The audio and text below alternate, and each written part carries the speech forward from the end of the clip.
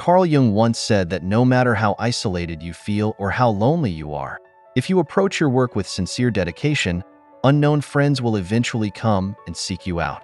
It doesn't matter how many friends you have, you can always make room for one more. We all have a dark side, but most of the time, we're not even aware of it.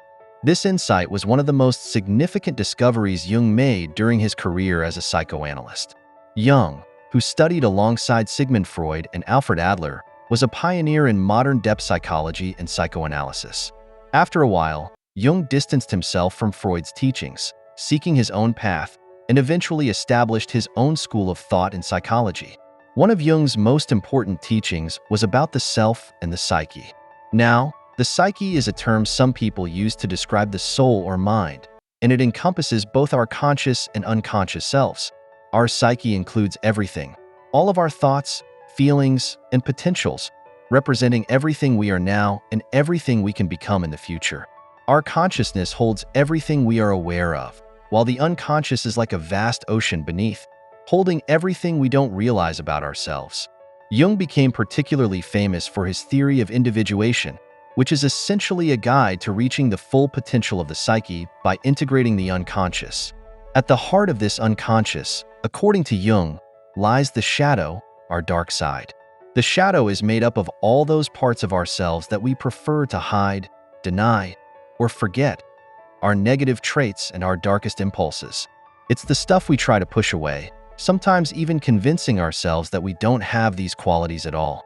The shadow might contain things like explosive anger, jealousy, envy, greed, pride, laziness, and vanity. The things we're usually ashamed to acknowledge. And for most of us, the shadow is out of sight, lurking in the unconscious.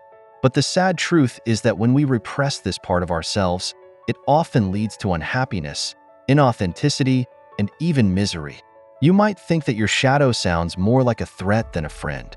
After all, who would want to embrace these dark traits? But this video will explain why that's not the case and why, in fact, your dark side can be an unexpected ally. Jung once said, "No noble and well-developed tree has ever rejected its dark roots. It grows taller by embracing them." And this is true for us too. Everything we know about ourselves in the light is just a shadow aspect waiting to be explored. To confront your dark side, it's essential to bring the shadow into the light and truly attempt to get to know yourself. Ignoring or repressing your unconscious is a dangerous game. In theory, if you suppress your negative traits, only your positive ones will show up, but that's not how it works. What you push down doesn't disappear. It comes back to the surface in unexpected and uncontrollable moments. For instance, repressed anger can suddenly erupt in the most unpredictable ways.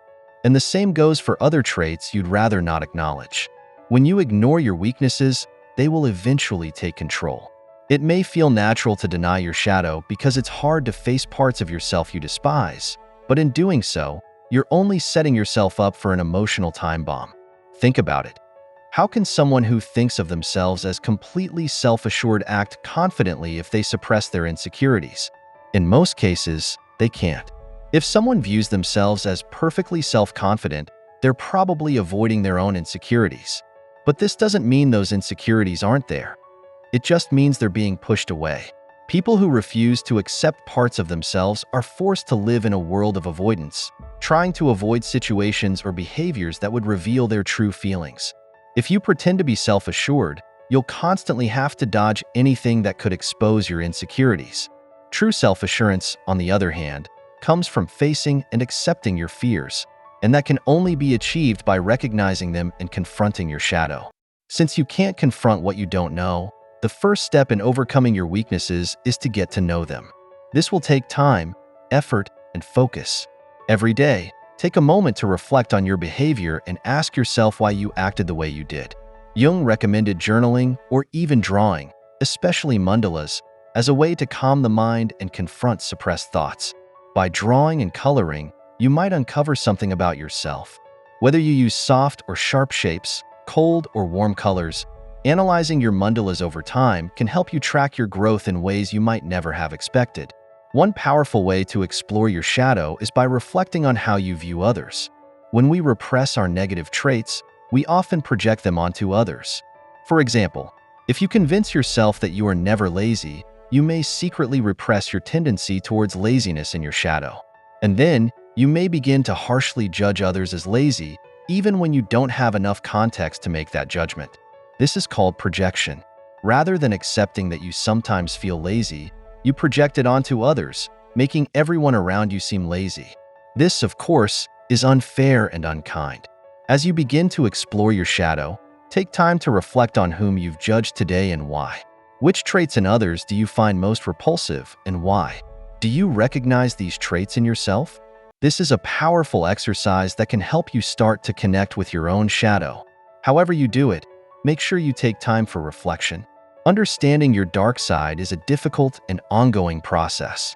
You're constantly evolving, but it's one of the most rewarding things you can do for yourself.